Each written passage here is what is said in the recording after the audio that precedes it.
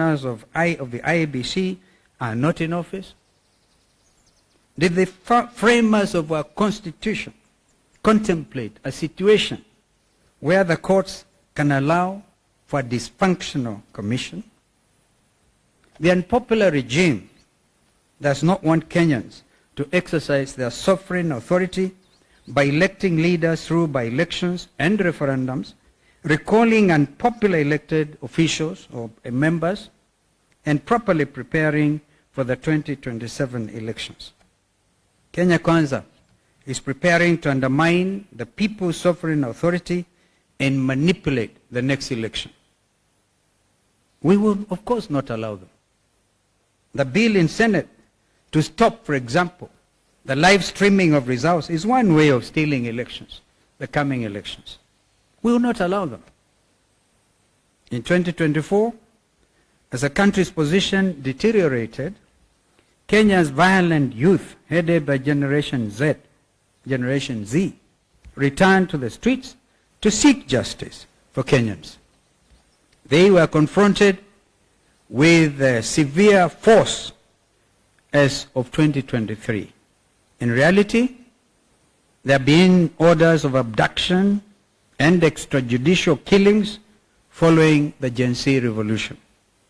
We want to tell the Gen Z and the Gen Wote that we will continue to stand with them against this state-sponsored violence and impunity.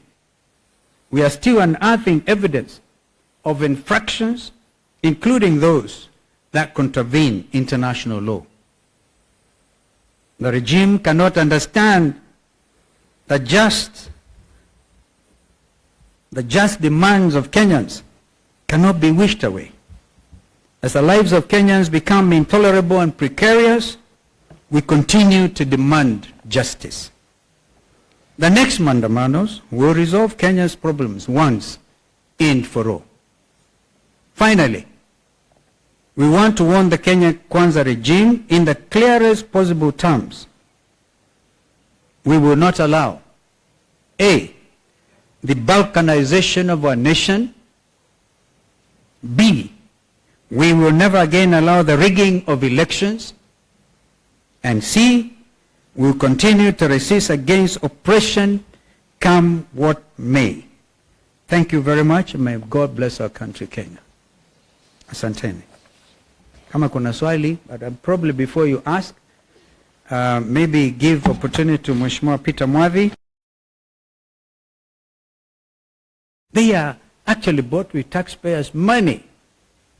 We have said time and again that these are goons sponsored by the state, using walkie-talkies. No amount of denial by the Inspector General and the DCI will convince Kenyans that this is not the case. And I want to challenge Mr.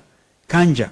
I have respect for him, that he should stand and actually, if he's in charge, because he's also a member of National Police Service Directorate, to say no and dismantle this criminal crowd, because the international community is watching.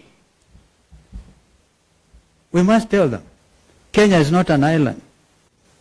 And everybody is focusing their mind on see the deterioration in the rule of law practice in this country. So, Mheshimiwa Mwadhi, pole sana. He said that twice, 3 times, anapelekwa kwa bush, alafu anaulizana, na hapa iko sawa. Yani hapo amumalizie hapo. Maximum fear and the terrorism. Thank you, Your Excellency and colleagues who are here, and members of the Fourth Estate. I hope I'll be able to give the story without being emotional. But I want to break it into 2 parts. And part 1 is at the burial the day before and at the burial of Erastus. The day before the burial,